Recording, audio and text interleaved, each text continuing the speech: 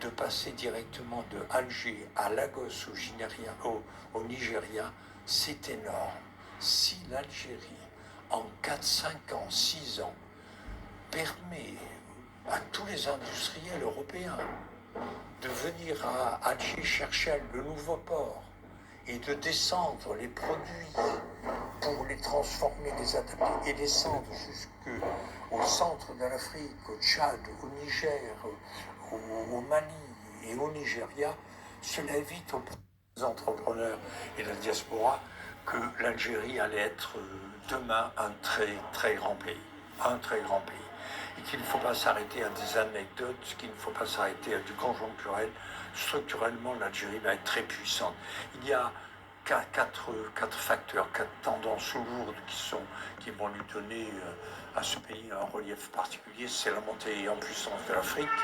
Et si l'Afrique monte en puissance, eh ben, l'Algérie se trouve l'interface avec le Maghreb entre l'Europe et l'Afrique. Et le forum France et le forum Algérie-Afrique, le 4, 5, 6 décembre a été un grand succès. Moi, je suis sorti étourdi de voir la puissance de 4, 5 000 personnes. Je n'ai jamais vu ça.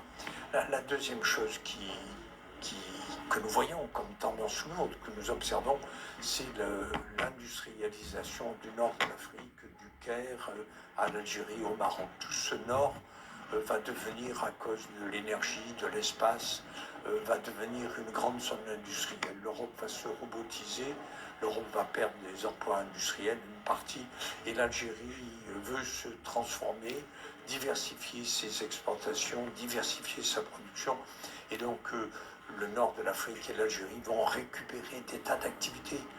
Et ces activités, plutôt que de décliner en Europe ou de partir en Asie, elles vont venir là. Et donc se constitue au sud de l'Europe une grande zone industrielle de 150 à 200 millions de travailleurs. Et il vaut mieux, plutôt que de voir les Algériens et les Maghrébins monter dans les usines en Europe, il vaut mieux voir le capital descendre et s'installer en Afrique du Nord.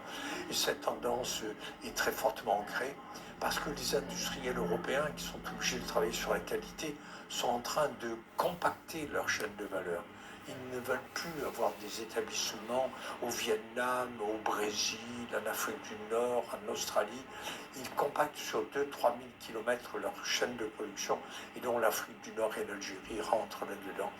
Le troisième événement qui me paraît important, c'est la vision géopolitique, la dorsale. Le fait que les Algériens, avec les Chinois, aient l'idée de traverser l'Afrique occidentale, de passer directement de Alger à Lagos au Nigeria, c'est énorme. Si l'Algérie, en 4, 5 ans, 6 ans, permet à tous les industriels européens de venir à Alger chercher le nouveau port et de descendre les produits pour les transformer, les adapter et descendre jusqu'au centre de l'Afrique, au Tchad, au Niger, au Mali et au Nigeria, cela évite aux produits de faire tout le tour de l'Afrique en bateau. C'est énorme. Si l'Algérie fait rapidement cet investissement avec les Chinois, alors ils auront, par rapport à l'Égypte et par rapport au Maroc, ils auront acquis une position géopolitique importante. Et puis le dernier élément qui me surprend, c'est que parmi toutes les diasporas, la diaspora vietnamienne, la diaspora marocaine, la diaspora tunisienne, libanaise, la plus turbulente, la plus créatrice, la plus nombreuse, la plus concurrentielle, compétitive, c'est la diaspora algérienne.